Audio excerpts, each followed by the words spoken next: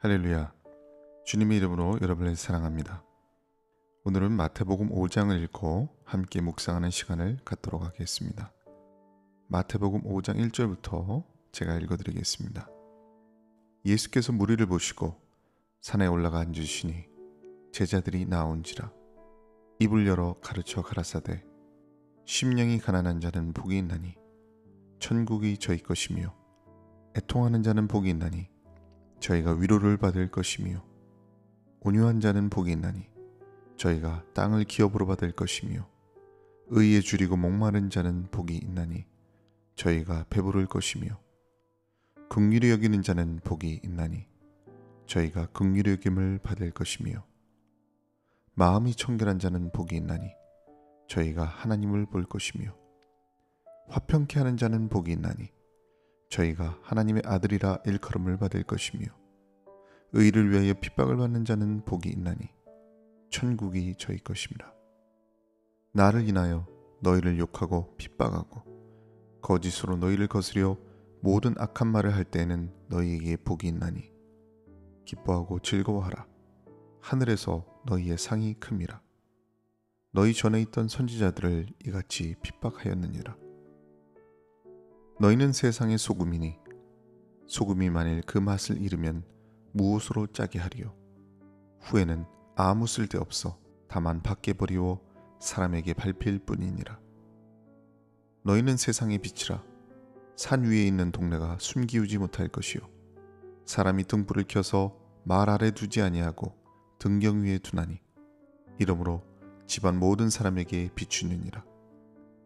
이같이 너희 빛을 사람 앞에 비추게 하여 저희로 너희 착한 행실을 보고 하늘에 계신 너희 아버지께 영광을 돌리게 하라. 내가 율법이나 선지자나 폐하러 온 줄로 생각지 말라. 폐하러 온 것이 아니요 완전케 하려 함이로다. 진실로 너희에게 이르노니 천지가 없어지기 전에는 율법의 1.1획이라도 반드시 없어지지 아니하고 다 이루리라. 그러므로 누구든지 이 계명 중에 지극히 작은 것 하나라도 버리고 또 그같이 사람을 가르치는 자는 천국에서 지극히 작다 일컬음을 받을 것이요 누구든지 이를 행하며 가르치는 자는 천국에서 크다 일컬음을 받으리라. 내가 너희에게 이르노니 너희 의가 서기관과 바리새인보다 더 낫지 못하면 결단코 천국에 들어가지 못하리라. 옛사람에게 말한 바 살인치 말라. 누구든지 살인하면 심판을 받게 되리라 하였다는 것을 너희가 들었으나 나는 너희에게 이르노니 형제에게 노하는 자마다 심판을 받게 되고 형제를 대하여 나가라 하는 자는 공회에 잡히게 되고 미련한 놈이라 하는 자는 지옥불에 들어가게 되리라. 그러므로 예물을 제단에 드리다가 거기서 내 형제에게 원망 들을 만한 일이 있는 줄 생각나거든 예물을 제단 앞에 두고 먼저 가서 형제와 화목하고 그 후에 와서 예물을 드리라. 너를 송사하는 자와 함께 길에 있을 때에 급히 사화하라. 그 송사하는 자가 너를 재판관에게 내어주고 재판관이 관이에게 내어주어 옥에 가둘까 염려하라. 진실로 내게 이르노니 내가 홀이라도 남김이 없이 다 갚기 전에는 결단코 거기서 나오지 못하리라. 또 간음치 말라 하는 것을 너희가 들었으나 나는 너희에게 이르노니 여자를 보고 음욕을 품는 자마다 마음에 이미 간음하였느니라. 만일 내 오른손이 너로 실족해 하거든 빼어내버리라. 내 백체 중 하나가 없어지고 온 몸이 지옥에 던지우지 않는 것이 유익하며 또한 만일 내 오른손이 너로 실족해 하거든 찍어내버리라. 내 백체 중 하나가 없어지고 온 몸이 지옥에 던지우지 않는 것이 유익하니라. 또 일렀으되 누구든지 아내를 버리거든 이혼 증서를 줄 것이라 하였으나 나는 너희에게 이르노니 누구든지 음행한 연고 없이 아내를 버리면 이는 저로 간음하게 하며 또 누구든지 버린 여자에게 장가드는 자도 간음함이니라. 또 옛사람에게 말한 바 헛맹세를 하지 말고 내 맹세한 것을 주께 지키라 하였다는 것을 너희가 들었으나 나는 너희에게 이르노니 도무지 맹세하지 말지니 하늘로도 말라. 이는 하나님의 보좌임이요 땅으로도 말라. 이는 하나님의 발등상이며 예루살렘으로도 말라. 이는 큰 임금의 성임이요 내 머리로도 말라. 이는 내가 한터럭도 희고 검게 할 수 없습니다. 오직 너희 말은 옳다 옳다 아니라 아니라 하라. 이에서 지나는 것은 악으로 쫓아나느니라. 또 눈은 눈으로 이는 이로 갚으라 하였다는 것을 너희에게 들었으나 나는 너희에게 이르노니 악한 자를 대적지 말라. 누구든지 내 오른편 뺨을 치거든 왼편도 돌려대며 또 너를 송사하여 속옷을 가지고자 하는 자에게 겉옷까지도 가지게 하며 또 누구든지 너로 억지로 오리를 가게 하거든 그 사람과 십리를 동행하고 내게 구하는 자에게 주며 내게 꾸고자 하는 자에게 거절하지 말라. 또 내 이웃을 사랑하고 내 원수를 미워하라 하였다는 것을 너희가 들었으나 나는 너희에게 이르노니 너희 원수를 사랑하며 너희를 핍박하는 자를 위하여 기도하라. 이같이 한즉 하늘에 계신 너희 아버지의 아들이 되리니 이는 하나님이 그 해를 악인과 선인에게 비추게 하시며 비를 의로운 자와 불의한 자에게 내리우심이니라. 너희가 너희를 사랑하는 자를 사랑하면 무슨 상이 있으리요? 세리도 이같이 아니하느냐? 또 너희가 너희 형제에게만 무난하면 남보다 더하는 것이 무엇이냐? 이방인들도 이같이 아니하느냐? 그러므로 하늘에 계신 너희 아버지의 온전하신 것 같이 너희도 온전하라. 마태복음 5장부터 7장까지는 예수님이 공생의 초창기에 갈릴리 서쪽에 있는 산에서 하셨던 설교의 내용을 기록하고 있습니다. 흔히 산상설교, 산상수훈 혹은 산상보훈이라고도 불리우는데 그 중에서 우리에게 가장 익숙한 구절은 팔복의 말씀입니다. 예수님은 산상설교를 통해서 천국 백성들이 마땅히 어떻게 살아야 하는가에 대해서 말씀하고 계십니다.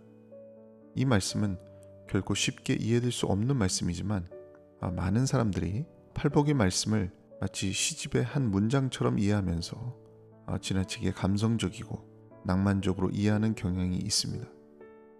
그러나 팔복의 말씀은 시작부터 얼마나 세상의 가치관을 뒤집어 놓는 말씀인지 모릅니다. 저는 중국에 선교를 다니면서 중국 사람들이 복이라는 글자를 얼마나 좋아하는지를 알게 되었습니다. 복자를 크게 적어서 문에 붙여놓습니다. 개중에는 복자를 거꾸로 붙여놓는 것을 보았는데 제가 궁금해서 그 이유를 물어봤더니 복이 하늘에서 내려오기 때문에 글자를 거꾸로 붙여놨다고 그러더라고요. 저는 그 발상에 놀랐던 기억이 있습니다. 그들은 뒤집힌 글자를 통해서 복이 하늘에서 온다는 것을 인지하는 것이죠. 당연히 그 글씨는 뒤집힌 시선으로 봐야 제대로 보이게 되어 있습니다. 이처럼 팔복의 내용도 세속적 가치관을 완전히 뒤집어 놓는 새로운 관점을 제시하고 있는 것입니다.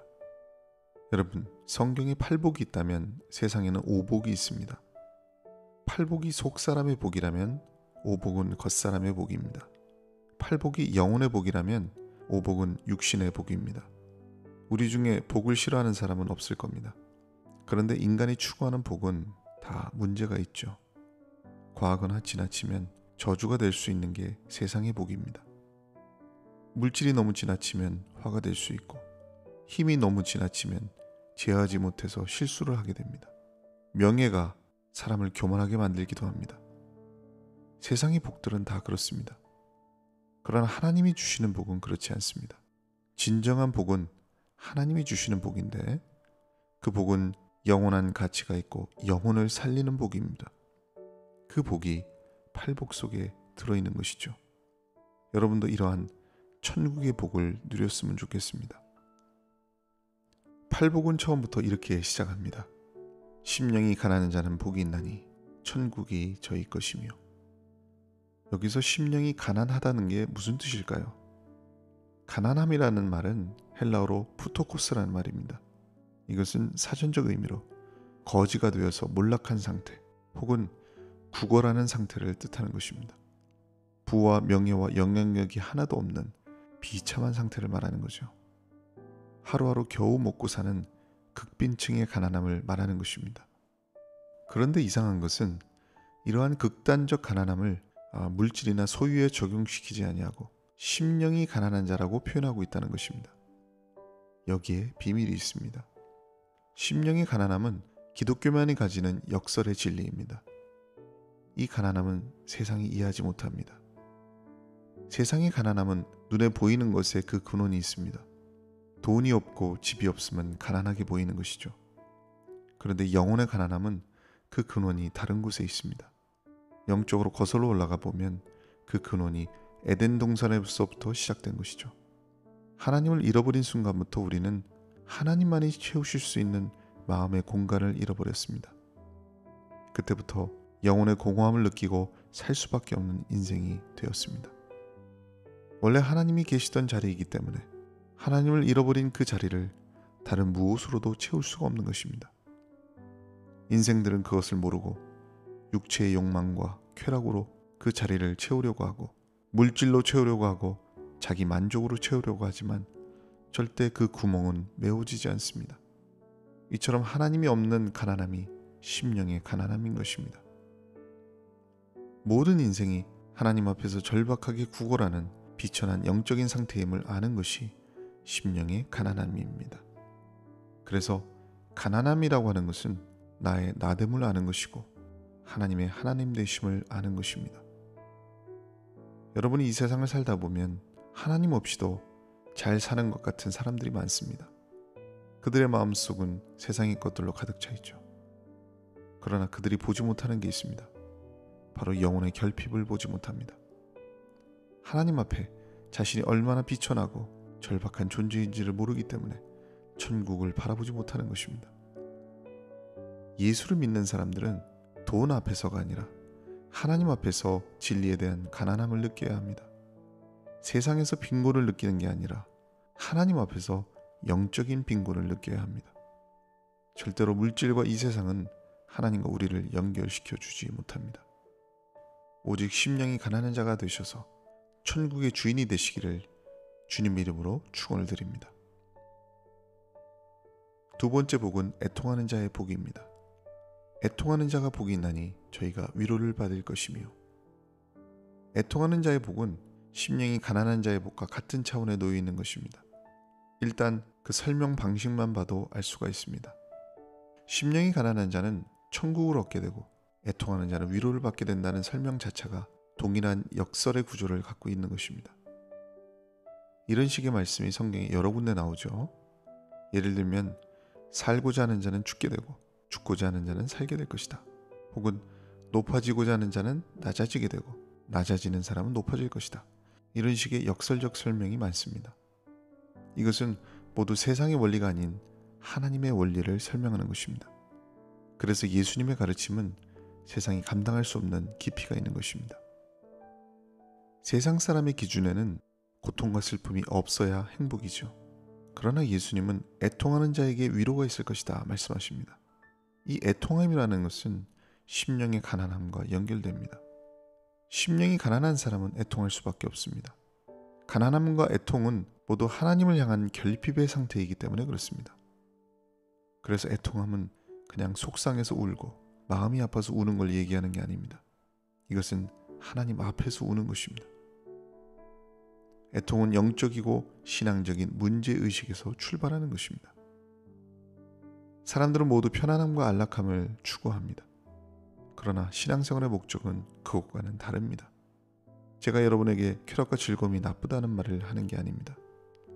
그런 육신의 만족들은 세상에서 일시적으로 누리는 것이기 때문에 천국의 복과는 상관이 없습니다. 하나님이 주고자 하시는 천국의 복은 그런 차원에 있는 것이 아닙니다. 애통의 자리가 축복의 자리가 되는 것은 하나님과 우리를 연결시켜주고 하나님과의 잃어버린 관계를 회복시켜주기 때문입니다. 애통의 자리가 그런 자리입니다. 그래서 애통하는 자는 위로를 받게 되는 것입니다. 위로를 받게 된다는 말은 헬라어로 파라칼레오입니다. 가까이에서 부른다, 초청한다는 뜻이 있습니다. 그러니까 애통의 자리에 있으면 하나님과 가까워지는 것입니다. 하나님의 부르심을 경험하게 되는 것입니다. 그래서 애통의 자리는 신비한 자리입니다. 여러분은 이런 경험을 한 적이 있으십니까? 정말 처절하게 애통할 때 주님을 만난 경험이 있으십니까?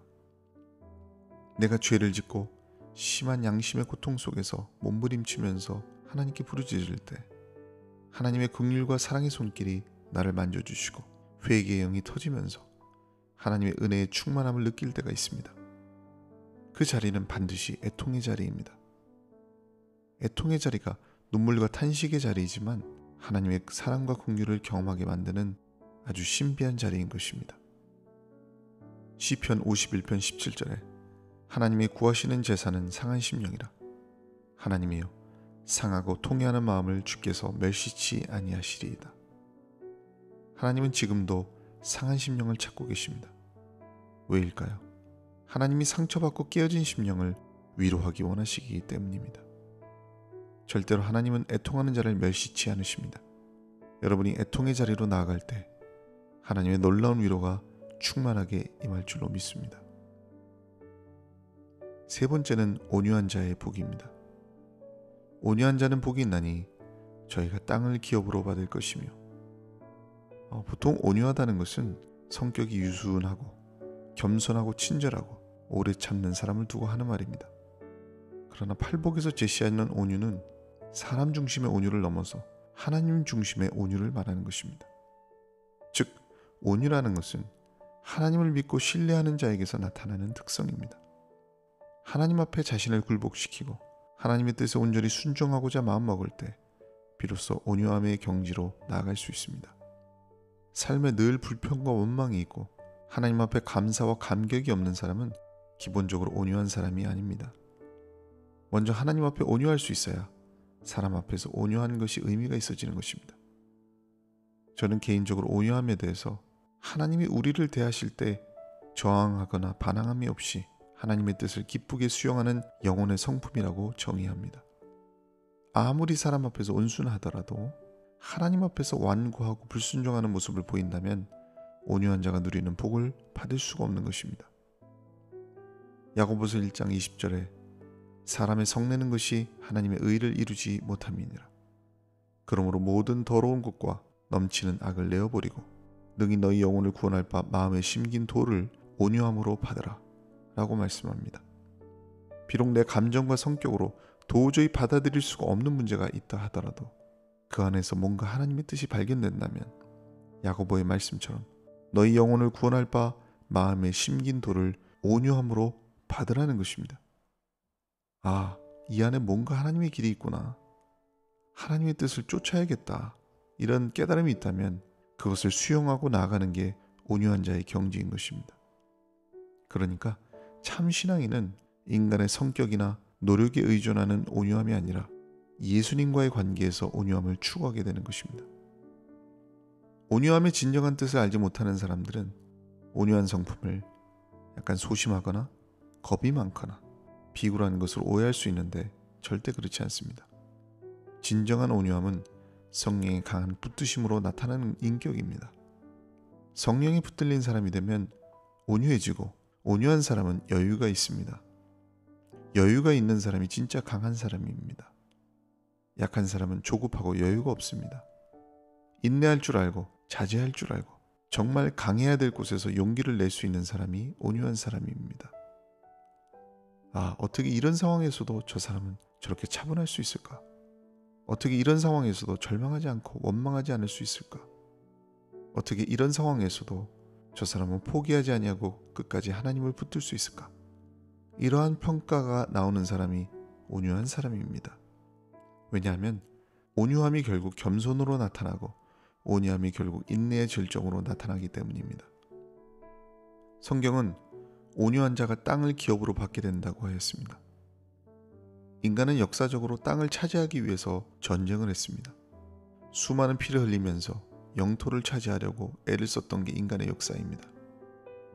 그렇다면 온유한 자가 땅을 차지한다는 말은 무슨 뜻일까요? 온유한 자는 땅을 소유하기 위해서 싸우고 전쟁할 필요가 없습니다. 그들의 온유한 성품을 통해서 삶의 영역과 지평이 넓어지게 되고 더 나아가 하나님의 나라와 의의가 확장될 것을 약속하고 있는 것입니다. 결국 온유한 자의 열매는 하나님 나라의 확장입니다. 온유한 자는 많은 영혼을 살리게 됩니다. 온유한 자는 교회 공동체를 세웁니다. 온유한 자는 가는 곳마다 화평을 이루게 됩니다. 온유한 자는 그리스도의 향기를 털어내게 되어 있습니다. 예수님은 모든 인류에게 복음을 전하심으로써 힘과 무력을 사용하지 않고 모든 사람의 마음까지 하나님의 나라의 영토로 만드셨다는 것을 기억하시기 바랍니다. 여러분도 온유함을 통하여 하나님의 나라가 확장되고 영원한 기업을 얻게 되시기를 주님의 이름으로 축원을 드립니다. 네 번째 복은 의에 줄이고 목마른 자가 받는 복입니다. 의에 줄이고 목마른 자는 복이 있나니 저희가 배부를 것이며, 여기서 줄인다는 것은 배고프다, 갈망한다를 의미하는 것입니다. 그런데 그냥 배고픔이 아니라 의에 배고픈 상태를 말하는 것입니다. 이것은 한마디로 의에 반응하는 사람이 복이 있다는 뜻입니다. 무릇 신앙인은 의로움에 대해서 반응해야 합니다. 본래 우리는 육신의 정욕에 매여 있기 때문에 육적인 욕구로 이끌려가게 되어 있지 의에 대한 갈망이 쉽게 나타나지 않습니다. 시편 107편 5절에 줄이고 목마름으로 그 영혼이 속에서 피곤하였도다. 의에 대한 갈망과 굶주림은 영혼의 문제이고 영혼의 요구인 것입니다. 여러분은 어떻습니까? 의에 줄이고 목마른 사람이십니까? 늘 하나님 앞에 의롭게 살지 못하는 것에 대해서 괴로워하고 세상이 불의를 봤을 때 왜 이렇게 세상에 죄악이 관영할까? 이 땅이 주의 거룩함으로 회복되면 좋겠다라고 하는 그런 갈망이 여러분에게 있습니까? 그런 갈망이 있다는 것은 여러분이 의로운 자로서의 감성이 있다는 것입니다.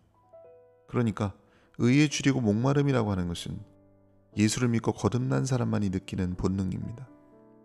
여러분은 이미 성령으로부터 거듭났기 때문에 여러분의 영은 이미 살아 있습니다.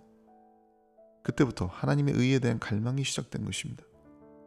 다시 말해서 여러분이 예수를 믿고 영혼이 각성이 되면 그때부터 의에 대한 줄임과 목마름이 나타나는 것입니다. 예수님은 자신을 두고 생명의 떡이라고 말씀하셨습니다. 사마리아 여자에게는 내가 너의 목마름에 대한 완전한 충족임을 증거하셨습니다.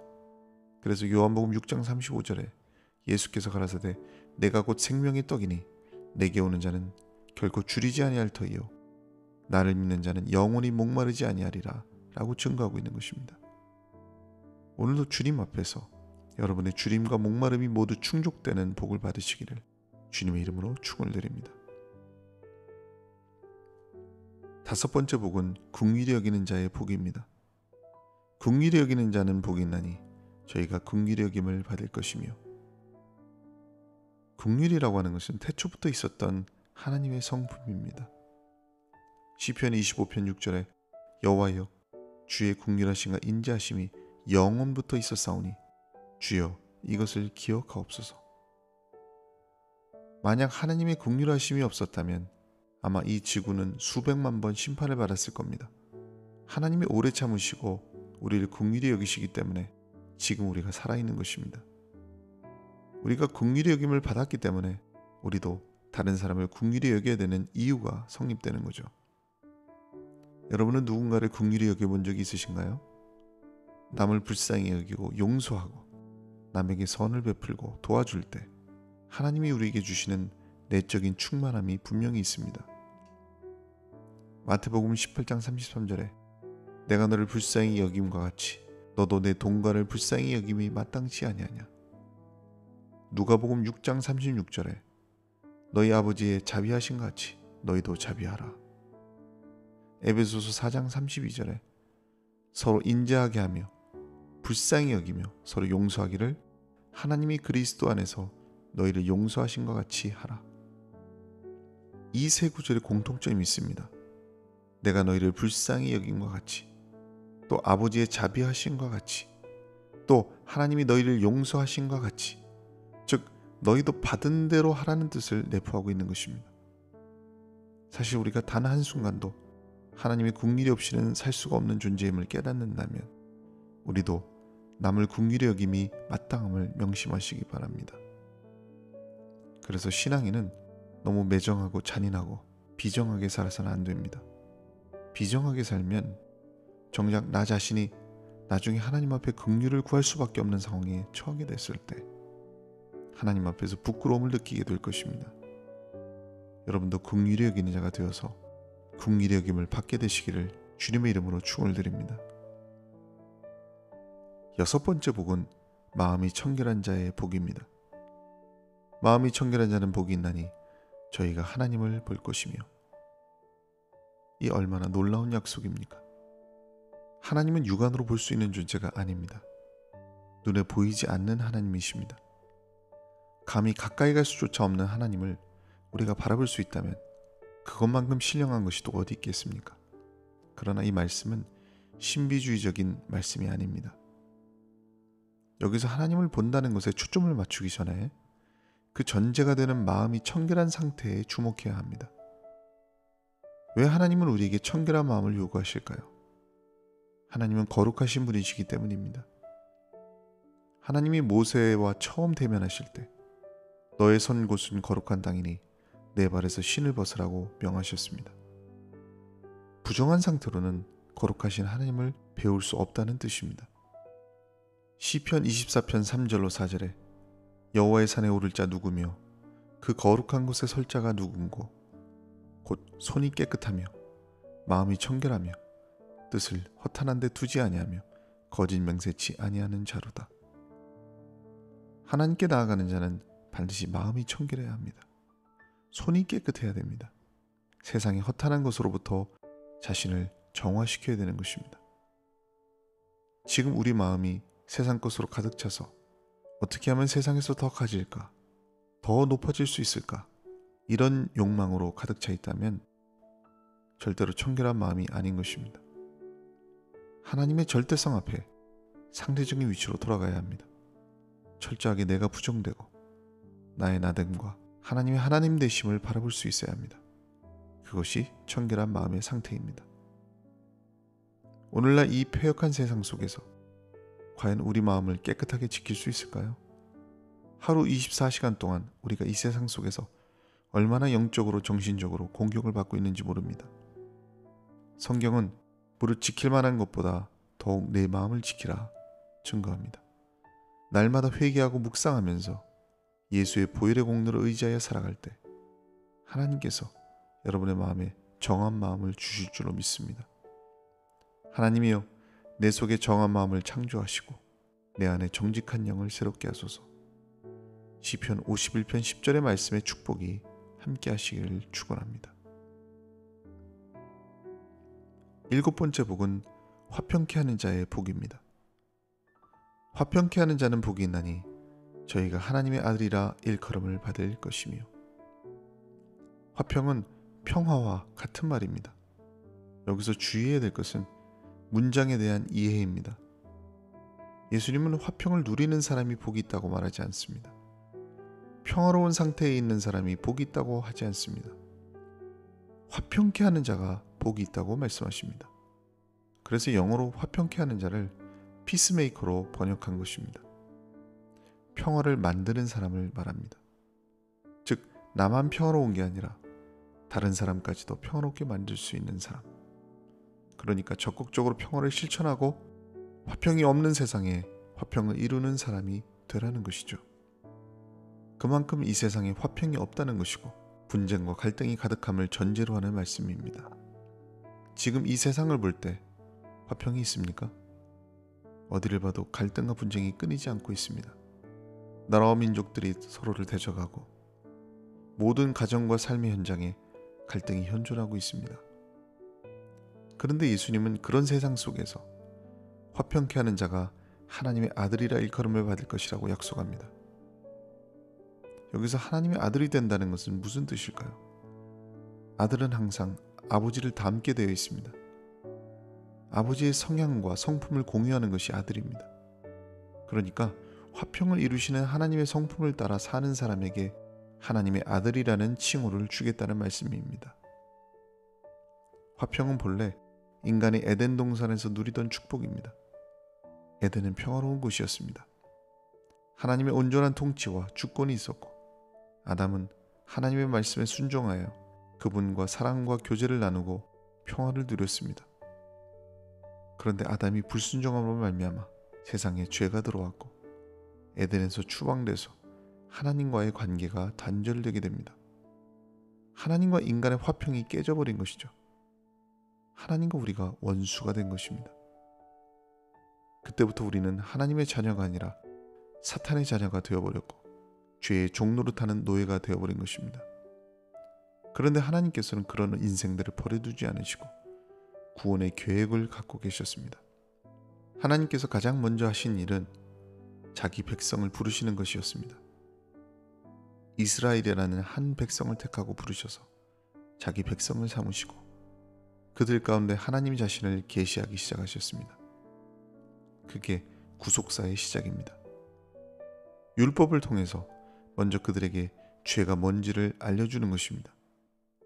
무엇이 살 길이고 무엇이 죽는 길인지를 알려주는 것입니다.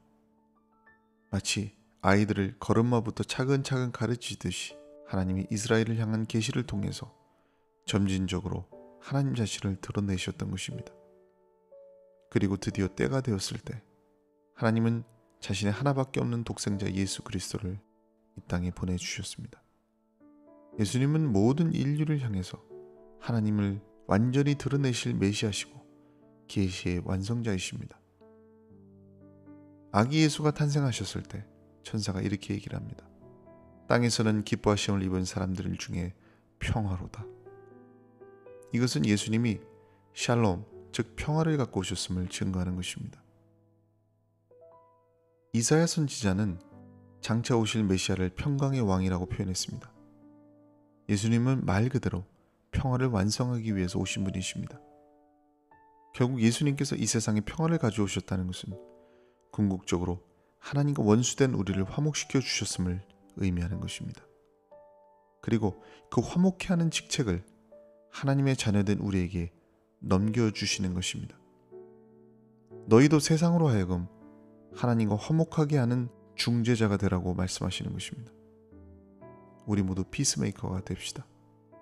하나님과 원수된 모든 것에 화평을 가져오는 진정한 하나님의 아들이 되시기를 주님의 이름으로 축복합니다. 마지막 8번째 복은 의를 위하여 핍박을 받는 복입니다. 의를 위하여 핍박을 받는 자는 복이 나니 천국이 저희 것이며. 우리가 팔복의 말씀은 묵상하면 할수록 대단히 역설적인 말씀이고 세상의 가치관과는 다르다는 것을 알 수 있습니다. 사실 핍박은 그 자체로 고통스럽기 때문에 누구에게도 즐거운 일이 될 수가 없습니다. 그럼에도 성경은 왜 핍박을 받는 자에게 복이 있다고 하는 것일까요?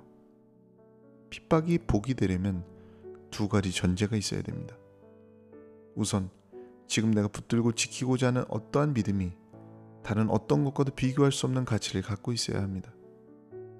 두 번째는 그러한 핍박을 이겨내고 견디는 행동에 대해서 어떠한 최종적이고 궁극적인 평가와 보상이 있어야 되는 것입니다. 그래야 의를 위해 핍박을 받는 자가 복이 있다는 말씀이 정당성을 얻게 되는 것입니다. 그런데 성경은 아주 명확하게 핍박받는 자의 복이 천국이라고 증거하고 있습니다.